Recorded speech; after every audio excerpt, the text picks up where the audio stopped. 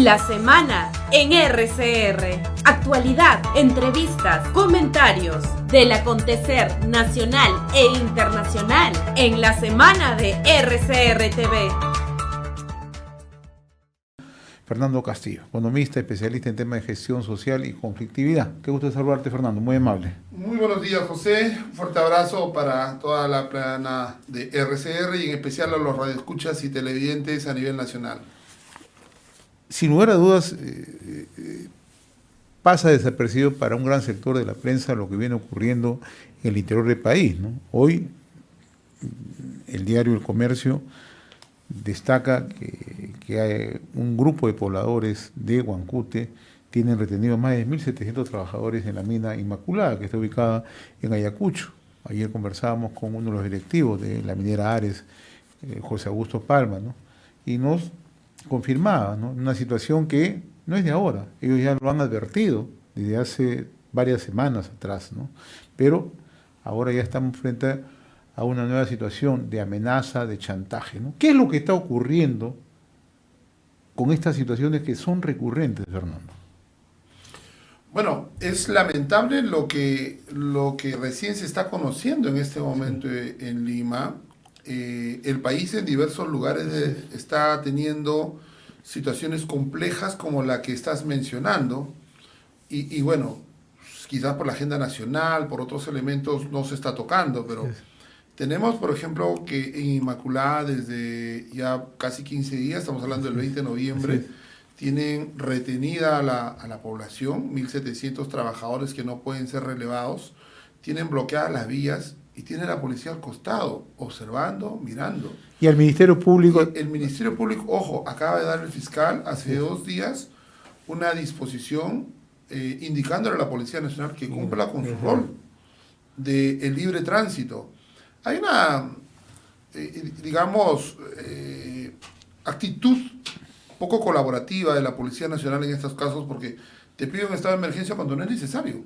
Tú ves la avenida Bancay que hay protestas todos los días y no necesitas un estado de emergencia para desalojarlo. Ves que intentan tomar algunos manifestantes la Plaza San Martín o la Plaza 2 de Mayo y no necesitas de un estado de emergencia. Porque la policía simplemente tiene que cumplir su función. Pero acá no le está cumpliendo porque tienen una orden, no porque la policía no quiera hacerlo. Tiene una orden desde el Ministerio Interior, desde orden interno, ¿no?, en el sentido de no avanzar hasta que no haya, digamos, una disposición general. Y es lastimoso porque te acabas de referir a no solamente al tema de bloqueo de 1.700 personas. Hace 2 días han quemado 8 volquetes, un cargador frontal, maquinaria, y ayer han quemado Guanta. Estamos hablando la Fiscalía, de primero la Fiscalía y luego la sede del Poder Judicial. Y la policía conoce que hay remanentes de Sendero Luminoso que están trabajando en municipalidades. Y todo en el escenario de Ayacucho. Y todo en el escenario de Ayacucho. El presidente del Frente de Defensa, el señor, su nombre, imagínate que su papá ya, cómo lo ha formado, que le puso Che, igual que Che Guevara. Che Bernaola, el señor ha sido procesado por posible senderista. Y fue uno de los acusadores para la quema. La quema de Apumayo hace un año, en noviembre del 2021. Y estamos hablando de solo de Ayacucho, y con todos esos elementos, esos antecedentes del sur de Ayacucho y toda la historia que ha tenido, no puedo ser ajeno a darle una mirada particular y una intervención más acotada. Si bien es cierto, la policía sí ha tenido en su momento algún tipo de intervención, en estos últimos 2-3 días ha estado un poco delicado el tema, más aún dejándose presionar por un grupo bastante reducido que ni siquiera es la comunidad.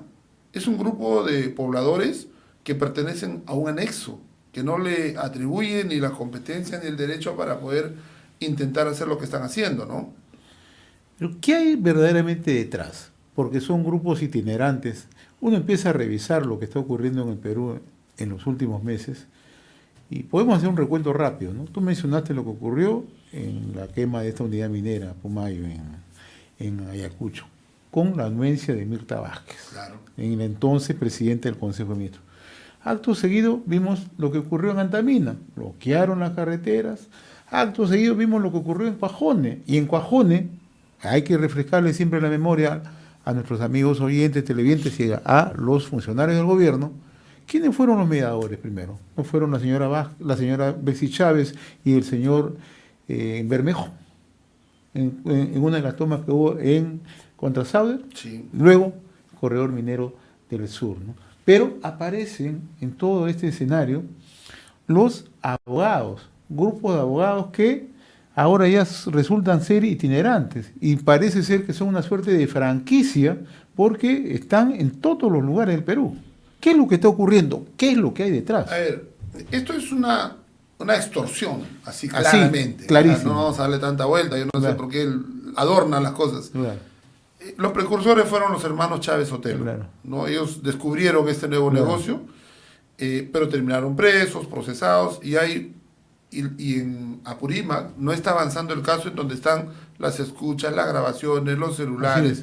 Están haciendo legalidades para que no se haga el deslacrado de estos celulares, en donde va a verse toda la organización de la mafia del Poder Judicial y el Ministerio Público que los ha estado respaldando en todo este andamiaje. Y ya no los solamente son los absolvió, abogados. en un determinado momento los absolvió y luego, hace unos meses, en Abancay se dio a conocer lo que tú acabas de mencionar, los audios de grabados y todo, las conversas que había, las escuchas. Pero no solo es eso, José, fíjate. Muchos de estos abogados han ido saliendo a otras zonas. El caso de Gonzalo Castañeda. Gonzalo Castañeda tiene un sinnúmero de cuestionamientos en la zona de Apurímac. Las redes mencionan muchísimos temas vinculados a actos de extorsión puntualmente, ¿no? No es un hecho en el cual uno tenga que inventarlo. Los medios alternativos que ahora proliferan en el interior del país te lo mencionan. Y ha sido, digamos, la estrella de la zona durante varios meses. Posteriormente se ha retirado y ahora lo vemos que está por esta zona. Quién sabe, en 3 meses esté haciendo daño en otro lugar, ¿no? En ese contexto, basado en un conjunto de falacias, yo he sido director general de Energía y Minas en el momento en que se inició, digamos, parte de Inmaculada. Y efectivamente, esos son terrenos eriazos. Nosotros enviamos una comitiva del Ministerio de Energía y Minas, fue la Superintendencia de Bienes Nacionales, quienes determinaron que no había población alguna en ese momento y eran terrenos eriazos. Esos terrenos no son ni del anexo de Huancute, ni de la comunidad, ni de Gonzalo Castañeda. Esos terrenos, José, son tuyos, son míos, son de todo el equipo que trabaja acá, son del Estado peruano, son de todos nosotros, que ahí se tiene 4.500 hectáreas. El documento, en su momento, la SBN, determina que son 45 millones X de metros cuadrados. Son 4.500 dentro del inventario de los bienes nacionales. Exacto, son propiedad de todos los peruanos. Y la SBN recibe una renta por eso, y qué bien que esto sea parte del presupuesto. Sin embargo, con el tiempo, como hay una unidad minera y estamos en el país de Pepe el Vivo, se aparecen pues un grupo de moradores que no existían en esta zona, jamás existieron. Y esto me hace recordar cuando acá vinieron las termoeléctricas a Chilca. Nosotros también desde el sector, en esa época que estaba transitando en el Estado, se promovió que el sistema eléctrico del Perú fuera más limpio y se focalizaron un conjunto de centrales acá a 60 kilómetros en Chilca, en medio del desierto. Pepe, al día siguiente que instalamos las termoeléctricas, se aparecieron invasiones exigiendo compensaciones porque supuestamente ellos estaban antes de... Menos mal que todo estaba documentado y eso se logró regular y explicar debidamente. Lo mismo sucede acá. Están pretendiendo atribuir a un argumento y a una mecánica que emplea, ya lo ha hecho en Huancuire. En Huancuire le ha dicho, hagamos un Guayqui, vamos mitad. Desconozcamos todos los acuerdos anteriores, expulsemos a la unidad minera. Esa historia ya es un modus operandi que primero lo hicieron los Chávez, luego lo ha hecho y los Quirós, ¿no? Completo, que es una organización criminal completamente. Claro que ¿no? es una organización y se conoce que tienen una tarifa que cuánto le cobran a la comunidad por día. Yo vi en una publicación, en una de las páginas en el sur, que cobraban 500 soles el día. Así es. El día, ¿no? Yo creo que los estudios importantes de Lima están perdiendo el negocio acá, el negocio está allá. El negocio está allá, así es. Entonces, sí, y el tema es que el sector público que debe acompañar, el Estado, no lo está haciendo, ¿no? Esa es una muy buena reflexión, Fernando, ¿no? ¿Qué es lo que ha ocurrido? O sea, no es un relajamiento, simplemente han desmontado todo. A ver, es como tú dices, José, no es un relajamiento, fíjate. Todo el Perú sabe que el congresista Bermejo tiene 2 abogados, uno de ellos Raúl Noblecilla, ¿no es cierto? El ahijado del ex senderista González Olaechea. Bueno, Raulito está propuesto para ser el viceministro de Gobernanza Territorial. Bermejo lo ha dicho en los pasillos del Congreso, que ya su Calichín va a ser viceministro estos días. ¿Y eso a dónde te va a llevar? A que no basta con lo que está pasando ahora, se va a desmontar más todavía, se va a desarmar más. Mira lo que ha sucedido ayer. En Chanchamayo, en el puente que ha sido bloqueado, han ido el ministro de Educación y el ministro de Cultura, la ministra de Cultura a hacer el ridículo, firmando un acuerdo con un pequeño grupo de organizaciones, derogando la normatividad con que se ha elegido a los directores, subdirectores, cargos funcionales y especialistas dentro del sector educativo. Y hay actas, ¿no? Un acta firmada, una nueva acta firmada por dos ministros. Por dos ministros. ¿Eso es el colofón o es el inicio de la disputa que existe entre FENATE y SUTEP por el control del sector de educación y por el control de la derrama magisterial? Y el gobierno está entrando en ese tema, esa es su preocupación real. Cómo dañarse de la derrama, cómo dañarse de los sindicatos. No le interesa en lo absoluto si el país va a tener o no va a tener inversión. Y eso, lamentablemente, lo está haciendo la premier Betsy Chávez. Esto no se veía en el periodo que ha estado Aníbal Torres, con todo lo que se le pueda quejar, con todo lo que se le pueda decir. Pero salió Quellaveco, avanzaron varios proyectos, hubo de alguna manera, una actitud y una mirada distinta para el tema inversor. Quizás no hubiera tenido el eco, cierto, pero hubo una actitud distinta. Mensajes conciliadores en el Perumín y apertura para poder avanzar en los proyectos. Y pocos saben el trabajo que hace Betsy Chávez conjuntamente con Guillermo Bermejo, que es un trabajo a la limón. Pero por supuesto, están articulando, mira, tienes a Betsy ahí, y Bermejo lo ha dicho, si Raúl Noble sí es designado viceministro de Gobernanza, estás tomando el aparato de PSM y todo lo que es conflictividad, o sea, que vive el conflicto y que llevan los bloqueos. Así están terminando de destruir lo poco que el sector privado de alguna manera quiere mover. Fíjate, Kurt Burneo lo ha explicado, José, lo ha dicho, y ha indicado que el año 2023 es poco probable que tengamos inversión extranjera. Y es que hay que estar loco para con este contexto venir y poner su dinero. Los riesgos van a ser mayores. La tasa de referencia en el mundo está subiendo. El año 2023 es un año de recesión.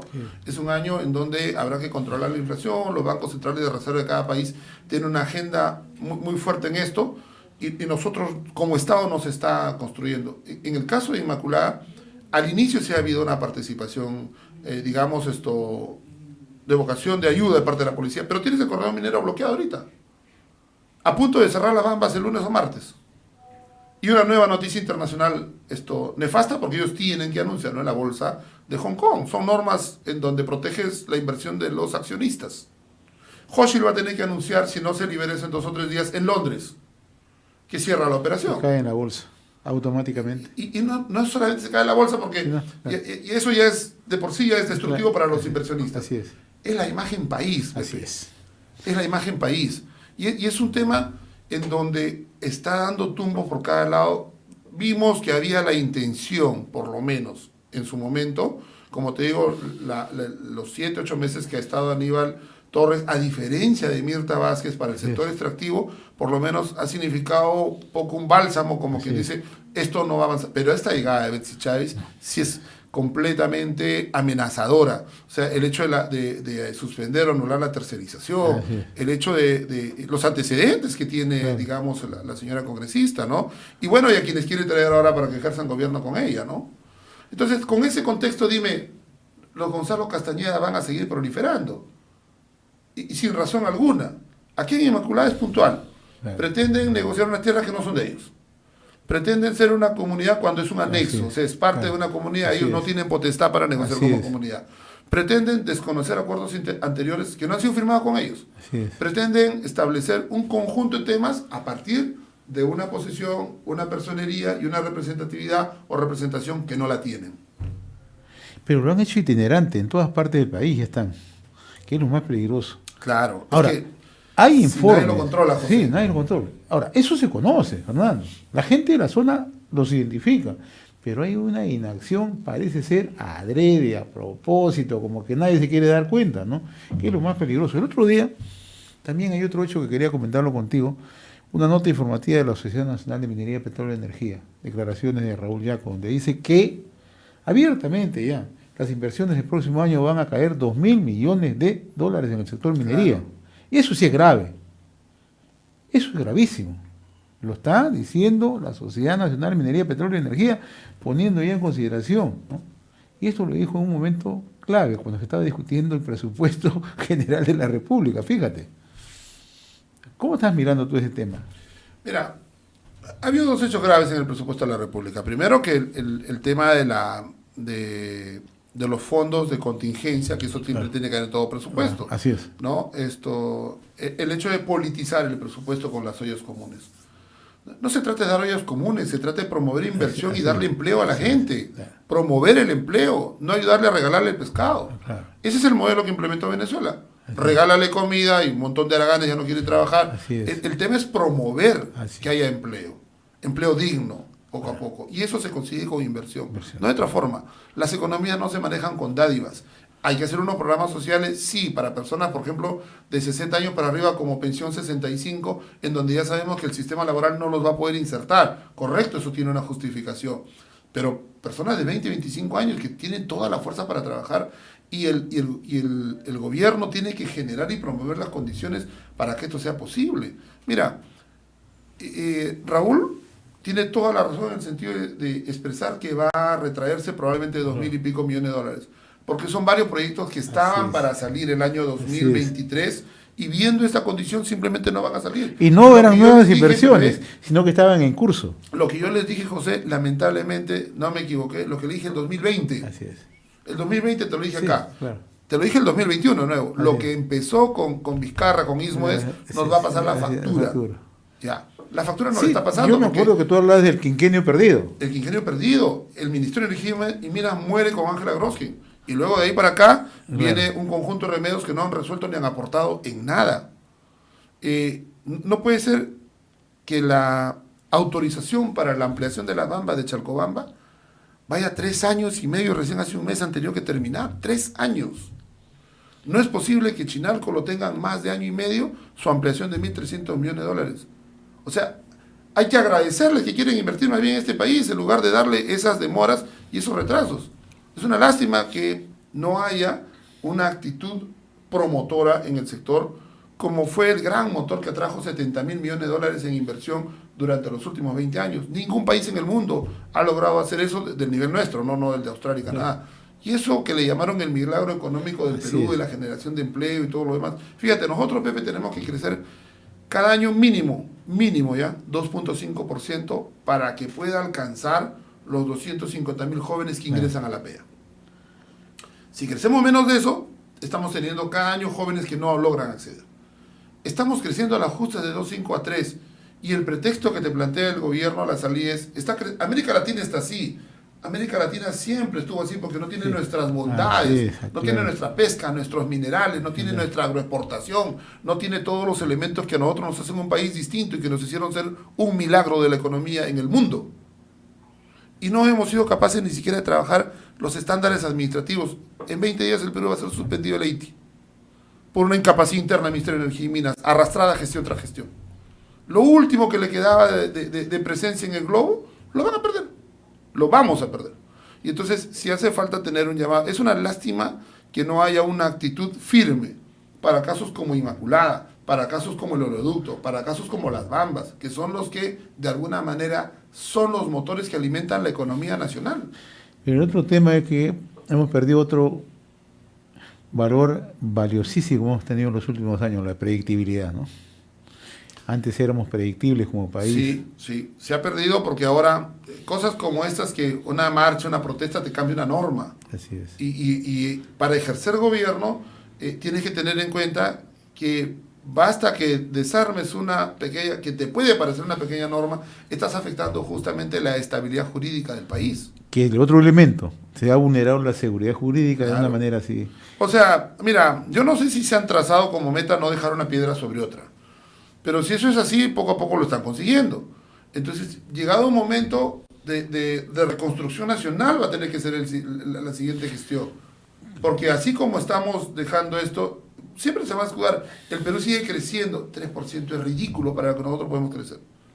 En un momento en que el cobre ha llegado a otro precio, en que la tributación minera, José, hace 3 semanas ya alcanzó al 2021. Y sostiene nuestra economía. Y sostiene la economía y le da plata para que regale. Así es. Entonces no se está construyendo un modelo que incorpore esos ingresos que se están dando a nivel de todas las regiones. Y sigue promoviéndose cantidad de tonterías en el marco jurídico que van a seguir afectando. Fíjate, hace poco han presentado un proyecto de ley en donde buscan que las concesiones mineras ya no tengan 30 años, sino 5 o 10. ¿Quién te va a invertir en el Perú si una concesión minera demora de 5 a 10 años? Nadie. Porque una concesión necesita pues hacer trabajos de exploratorios, todas las operaciones mineras se han soplado 20 años por lo menos para poder llegar a producir. Y entonces si el tema de las concesiones mineras lo reduces en el tiempo, y eso lo va a discutir la Comisión de Energía y Minas también en estos días. Lo que debiera suceder en este caso es que el Ministerio de Energía y Minas debiera ponerse al hombro la defensa de su sector y decir, no se puede tocar el régimen de concesiones en el tema de los tiempos en que están hechas. ¿Quién está moviendo eso? Sectores interesados, pagados por los ilegales, para que ellos puedan invadir estas concesiones. ¿Y quiénes se están prestando? Algunos congresistas que no quiero aventurar opinión, pero que de alguna manera ya hay un proyecto de ley presentado. Entonces, se está desarmando por todo lado el tema y nuevamente perdemos oportunidades como en el fútbol, goles que no hacen, goles que te hacen. Ahora, y el otro tema que no se puede perder de vista, Fernando, es que ya no hay acompañamiento del Estado a los proyectos. Pero ese se perdió. Totalmente, ¿no? Se perdió. Una lástima, pero se perdió completamente con el argumento de que nosotros no podíamos ser juez y parte. Argumento del ministerio. Una lástima que los últimos ministros hayan planteado de que si es un tema de la empresa, el sector no puede ser parte del acompañamiento de los administrados. El rol del Ministerio de Energía y Minas es un rol promotor de acompañamiento. Yo dejé en mi momento, José, todos los proyectos desde la exploración. Lo derrotamos a Gregorio Santos en Cañaris, cuando intentó salir de Cajamarca y tomar Lambayeque, Piura. Tuvimos un año de confrontación, explicando, conversando, concientizando, sensibilizando a la población que era falso todo lo que decía, y logramos salir bien parados, ¿no? O sea, ahí no avanzaba el proyecto porque, en fin, la compañía no tenía los recursos, tenía que hacer otra campaña exploratoria, pero en lo que fue el proceso social tuvimos un equipo de acompañamiento permanente, como existió en Las Bambas. En mi momento yo tenía 9 personas dedicadas al corredor minero, porque no es Las Bambas, es el corredor. Es el corredor desde que sale de Cotabambas, pasa por Chumbivilcas y está transitando por Espinar. Entonces, si bien es cierto, Espinar está más cerca a Piones, pero Hasbay también tiene dificultades, pero las peores las pasa a Las Bambas porque tiene que transitar por 88 comunidades. Entonces, y eso no está siendo visto por el sector público, ¿no? O sea, ha sido abandonado completamente. ¿Por qué? Porque la minería puede seguir produciendo, pero se están agotando los tajos que no están siendo renovados. Entonces, no olvidemos que son recursos no renovables. Entonces, como no conocen del sector, piensan que pues la mina va a estar ahí eternamente. No es así, eso se va a agotar y no hay reservas de reposición. No hay exploración para reponer lo que se está ya exportando, ¿no? Y no quiero dejar de lado otro tema que poco se ha comentado en los últimos días, lo que ha pasado con el acuerdo marco en Espinar, ¿no? Prácticamente es un festín ya de entrega de dinero, ¿no? Y en realidad se vulneran ciertamente los acuerdos, los avances que se ha tenido en los últimos años. Simple y llanamente se hace una protesta, se amenaza, se paraliza todo el corredor y se coacciona, ¿no? Y se toma las medidas que ellos consideran convenientes. El acuerdo marco en Espinar prácticamente lo han dinamitado. Mira, Pepe, eso es, ya no sé qué es más lastimoso que otra cosa. Mira, en Moquegua, Jamocho Rodríguez firmó un acuerdo con Sauder para tener tecnologías de información, informática para los niños. Lo firmó y se implementó en el gobierno cuando vino Martín Vizcarra a ser gobernador regional de Moquegua. Claro, él lo cosechó como propio, pero ya lo trabajaba. Lo firmó Jamocho, y lo trabajaba con Sauder, ¿no? Y lo hicieron con Sauder. Claro. Producto de ello, Moquegua llegó a ser varios años consecutivos la primera región en comprensión lectora, razonamiento matemático, de evaluación PISA en el Perú. En Espinar han enterrado 135 millones de soles que estaban destinados para las TICs, para los niños. Así es. Para tener un futuro distinto con esas. Y que habían trabajado un proyecto educativo en la zona. Un país, una región, una provincia pionera capaz de competir como lo es Moquegua, como lo es el sur, que tiene los índices de desarrollo humano más altos del país. Y lo han repartido para que se lo acaben en borracheras, porque ahí va a terminar esos 2.000 soles que le van a dar a cada uno de los pobladores. No es un tema en el cual va a construir sostenibilidad en el tiempo. ¿Y qué es lo que ha hecho el gobierno? Yo voy a decirle a la empresa, oye, ¿por qué no le das los 2.000 soles? Evítate problemas. Lo mismo que le dijo en su momento Energía y Minas Antapacay para los 1.000 soles. La misma receta. No te hagas problema darle los 1.000 soles. Cuando el gobierno debía proteger a la niñez, debía proteger el futuro de esos jóvenes. Y no lo está haciendo. No lo está haciendo. Bueno, como te digo, es bastante lamentable. Veía una lucecita de alguna manera que podía la inversión poder retomar, pero con estos nuevos elementos que se están dando, el quema de instalaciones, y lo que ha pasado ya que te quemen el Ministerio Público, José, y es increíble. No, lo de Ayacucho, sí, ciertamente es un tema muy grave, y como comentábamos al inicio de la conversación, el centro es de Ayacucho ahora, y pocos están mirando ese tema. En Ayacucho han quemado local de la Fiscalía, ayer lo han hecho con el Poder Judicial, han tomado prácticamente la unidad minera de la Inmaculada. La Inmaculada está cercada. Claro. Hace unos meses quemaron un campamento minero. Hace unas semanas hubo protesta también en Ayacucho de los... Entonces, y nadie le está poniendo la atención. Parece ser que dejan que las cosas sigan y fluyan, ¿no? A ver, el ex prefecto de Ayacucho, José, era dirigente del Movadef. Así es. Entonces, en realidad... eso no está ajeno. Dentro de la policía hay dos facciones marcadas. Una muy obediente que dice que hace lo que el gobierno ordena y otra institucionalista que está indicando, bueno, investiguemos esto, y están en un conato permanente interno. Porque hay que también decirlo claro, en la policía, en las Fuerzas Armadas hay una disputa interna en este momento por la posición que deben tomar. Hay oficiales que están, como dice, plantándose y exigiendo que el institucionalismo se cumpla, y hay oficiales que están indicando, bueno, pues tenemos obediencia debida y debo obedecer lo que me manda el jefe supremo. Por encima de todo está la Constitución, y la Constitución protege la insurrección para proteger la ciudadanía y el cumplimiento de la misma, ¿no? Es una lástima lo que está ocurriendo en el Perú. Fernando, como siempre, agradecerte la amabilidad con RCR, Red de Comunicación Regional. Siempre date una vuelta para seguir conversando de esos temas. Claro que sí, mi querido José. A veces estoy fuera del país, pero encantado cada vez que vengo poder conversar. Aprovechando siempre, ¿no?, la experiencia que tienes, ¿no?, y dándole una mirada mucho más realista, ¿no? Porque hay cosas que no se conocen en Lima. Sí, hay un problema. Yo a veces le digo a modo de broma a mis amigos, hoy de vez en cuando hay que cruzar Javier Prado. Veamos cómo es nuestro Perú de adentro. Y esto, lo que ha pasado ayer, José, lo que está pasando en Inmaculada, lo que está pasando, es gravísimo. Y lo bueno del comportamiento del ser humano es que tiene la oportunidad de corregir, ¿no? Y lo que creo que todos pedimos es que haya esta corrección, quien tenga que hacerla, pero que haya esta corrección. Los peruanos, ninguno quiere volver a lo que le tuvo que pasar en la época de Sendero Luminoso. Y Sendero nació, y ¿cuál fue el comentario? Que era una banda de avijeos. Y mira lo que tuvimos, 45 mil millones de dólares en pérdidas y 50, 60 mil muertos.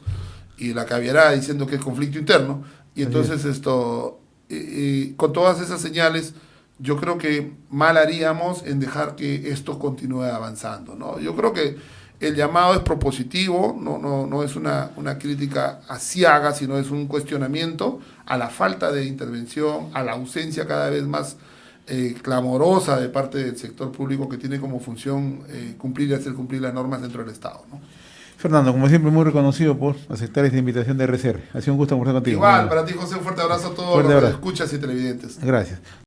Hemos presentado La Semana en RCR TV a través del canal 796 de Cable Más.